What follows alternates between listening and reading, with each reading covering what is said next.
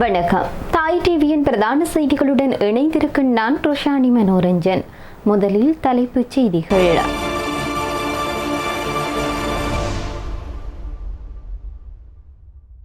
அரசியல் வதந்திகளுக்கு முற்றுப்புள்ளி வைத்தார் சவேந்திர சில்வா. முக்கிய பொறுப்பில் ஜோன்சன் பெர்னாண்டோ. மறுவாழ்வு கொடுத்தாரா மகிந்த. மின் கட்டணம் குறைக்கப்படுமா?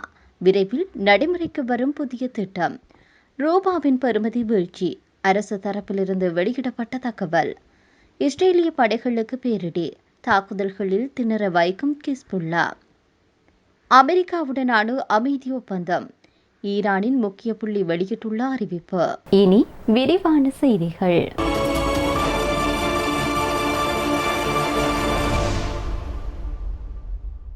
தான் தீவிர அரசியலில் ஈடுபட இருப்பதாக சமூக ஊடகங்களில் வெளியான செய்திகள் உண்மைக்கு புறம்பானவை என்று முன்னாள் ராணுவ தளபதி ஜெனரல் சவேந்திர சில்வா தெரிவித்திருக்கின்றார். சர்வதேச பாதுகாப்பு மாநாடு ஒன்றில் பங்கேற்பதற்காக சீனா சென்றிருக்கக்கூடிய அவர் இதனை தெரிவித்திருக்கின்றார். குறிப்பாக தீவிர அரசியலில் ஈடுபடக்கூடிய எண்ணம் தனக்கு இல்லை என்றும் அவர் மேலும் தெரிவித்திருக்கின்றார். அவர் மேலும் தெரிவித்த விடயமாவது: தேசிய வீரன் வடமத்திய மாகாண முதலமைச்சர் போரில் என்ற வாசகத்துடன் அவருடைய புகைப்படம் அழகிய சுவரொட்டிகள் ஒன்றும் சமூக ஊடகங்களில் அண்மையில் வெளியானது. இதனை அடுத்து அவர் அரசியலில் குதிக்க தயாராகி வருவதாக அண்மைய நாட்களில் பலதரப்பட்ட தகவல்கள் வெளியாகி இருக்கக்கூடிய நிலையில் இதனை அவர் வெளியிட்டிருக்கின்றார். எந்தவொரு அரசியல் கட்சியிலும் இணைவதற்கோ அல்லது கட்சி அரசியலில் ஈடுபடுவதற்கோ எனக்கு விருப்பமில்லை. எனினும் அரசியல் அதிகார ஆசைகள் எதுவுமின்றி தாய்நாட்டின் தேசிய பாதுகாப்பு மற்றும் எதிர்கால முன்னேற்றத்திற்காக எந்த நேரத்திலும் தேவைப்படின் பொறுப்புகளை ஏற்று அர்ப்பணிப்புடன் செயல்பட தயாராக உள்ளேன். பல தசாப்தங்களாக நிலவிய போரினால் பாதிக்கப்பட்ட அத்தோடு வாழ்நாள் முழுவதும் ஊனமுற்ற ராணுவ வீரர்கள் மற்றும் அவர்களுடைய குடும்பத்தினரின் நலன்களுக்காக குரல் கொடுப்பதே என்னுடைய முதன்மையான மற்றும் எனது இதயத்திற்கு நெருக்கமான பணியாகும்.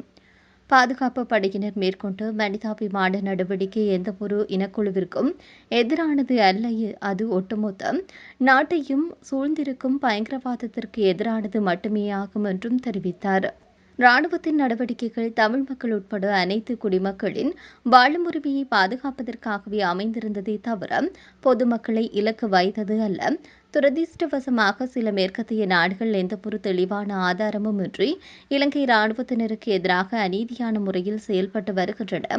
எனவே போர்க்காலத்தில் நாட்டிற்காக தங்களின் உயிரையும் இளமையையும் தியாகம் செய்த இராணுவ வீரர்களை சர்வதேச சமூகம் மிகவும் நியாயமான மற்றும் சமநிலையான கோணத்தில் பார்க்க வேண்டிய நேரம் வந்துவிட்டது என அவர் தெரிவித்தார்.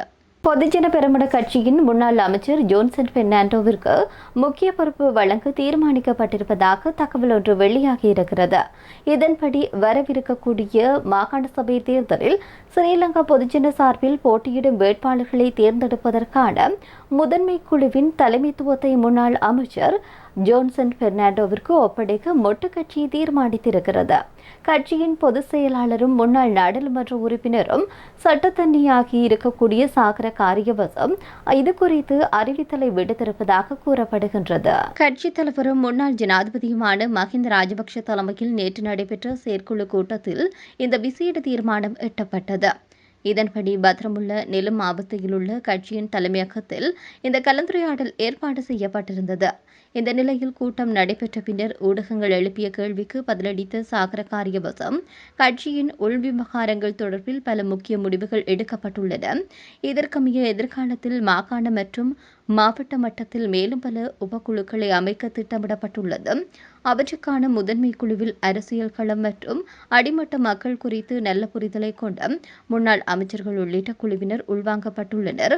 ஒரு கட்சி என்ற ரீதியில் நாம் எந்த நேரத்திலும் மாகாண சபை தேர்தலை எதிர்கொள்ள முழுமையாக தயாராக இருக்கின்றோம் என்று தெரிவிக்கப்பட்டுள்ளது.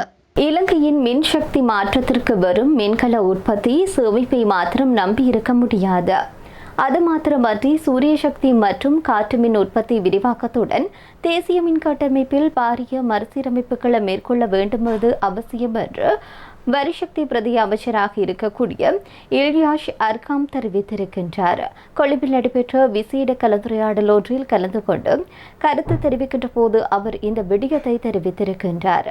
மேலும் அவர் தெரிவித்ததாவது: மின்கலங்கள் என்பது மின்சாரத்தை சேமிக்கும் ஒரு ஊடகம் மாத்திரமே ஆகும்.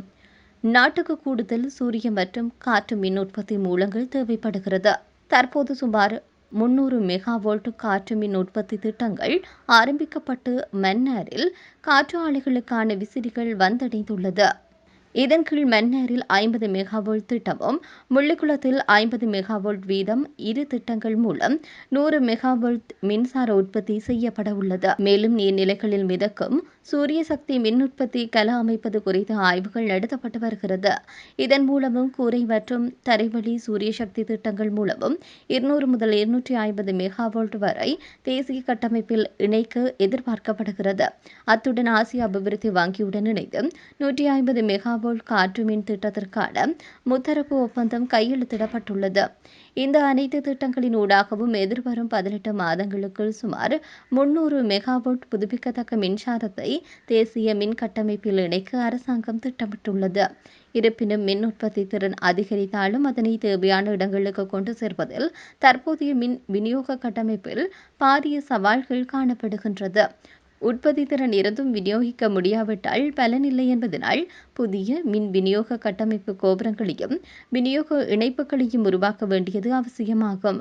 மின்சாரத்துறையின் மொத்த செலவில் 80% உற்பத்தி செலவாகவே உள்ளதனால் மின் உற்பத்திக்கான செலவையும் விநியோக செலவையும் கட்டுப்படுத்துவதன் மூலம் மட்டுமே நுகர்வோருக்கான ஒட்டுமொத்த மின் கட்டணத்தையும் கணிசமாக குறைக்க முடியும் என்று தெரிவித்தார்.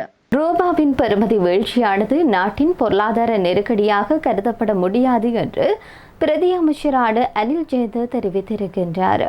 மத்திய கிழக்கில் நிலவு வரும் போர் பதற்றம் காரணமாக நாட்டினுடைய பொருளாதாரத்தில் பாதிப்பினை ஏற்படுத்தியிருப்பதாக அவர் கூறியிருக்கின்றார். அமெரிக்க டாலருக்கு நிகரான ரூபாவின் பெறுமதி வீழ்ச்சியை நாட்டின் பொருளாதார சரிவாக பார்க்க வேண்டியதில்லை என அவர் தெரிவித்தார்.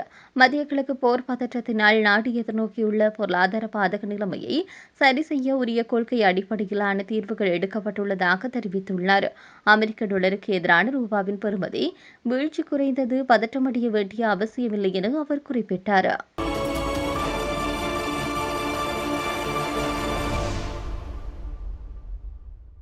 வியாழக்கிழமை தொடக்கம் வெள்ளிக்கிழமை வரையான காலப்பகுதியில் தெற்கே லெபனானில் இருக்கக்கூடிய இஸ்ரேலிய படைகளை குறிவைத்து 32 தனித்தனி தாக்குதல்களை நடத்தியிருப்பதாக ஹிஸ்புல்லா அறிவித்திருக்கிறது. இத்தாக்குதலில் இஸ்ரேலிய வீரர்கள் மற்றும் ராணுவ வாகனங்கள் இலக்காக்கப்பட்டுள்ளது. தங்கள் நடவடிக்கைகள் குறித்து விரிவான அறிக்கையில் இஸ்ரேலிய படைகளின் முன்னேற்றத்தை தடுக்கும் வகையில் அவர்களின் நிலைகளை குலைக்கும் வகையிலும் ஏவுகணைகள், பீரங்கி தாக்குதல்கள் மற்றும் வெடிபொருட்கள் நிரப்பப்பட்ட ட்ரோன்களை தங்கள் போராளிகள் பயன்படுத்தியதாக அந்த அமைப்பு குறிப்பிட்டது. குறிப்பாக இஸ்ரேலிய ராணுவத்தினால் கைப்பற்றப்பட்டுள்ள வரலாற்று சிறப்புமிக்க போஃபோர்ட் கோட்டையை சுற்றி நிலைநிறுத்தப்பட்டிருந்த இஸ்ரேலிய படைகளை குறிவைத்து இந்த தாக்குதல் பெரும்பாலும் நடத்தப்பட்டுள்ளதாக கூறப்படுகிறது. அமெரிக்காவுடன் ஒப்பந்தத்தை எட்டுவதற்காக நடத்தப்படுகின்ற பேச்சுவார்த்தையில் தற்போது முட்டுக்கட்டையாக இருப்பதாக ஈரானுடைய உச்ச தலைவரான மொஜ்தபா கமேனியினுடைய ராணுவ ஆலோசகர் தெரிவித்திருக்கின்றார். CNN ஊடகத்திற்கு அளித்த பேட்டியில் இதனை தெரிவித்த அவர், பேச்சுவார்த்தைகள் முட்டுக்கட்டையை எட்டியுள்ளன. டொனால்ட் ட்ரம்ப் தான் இந்த முட்டுக்கட்டையை உடைக்க வேண்டும். பந்து இப்போது ட்ரம்பின் பக்கமே உள்ளது என்று கூறினார். மேலும் தற்போதைய மோதல்களினால் மீண்டும் தொடங்குமானால் இந்த போர் இந்திய பெருங்கடல், செங்கடல், பாப்பல் மெந்தேப் நீர்நிலை மற்றும் மத்திய தரைக்கடல் பகுதி வரை விரிவடையும் என்று அவர் எச்சரித்தார். இதுவரை ஈரானின் ஆதரவு பெற்ற ஏமனின் ஹவுதி அமைப்பினர் செங்கடலுக்குள் செல்லும் முக்கிய வழித்தடமான பாப்பல் மெந்தேப் நீர்நிலையில் கப்பல் போக்குவரத்தின் மீது தாக்குதல் நடத்தப்படுவதை தவிர்த்து வந்துள்ளார்.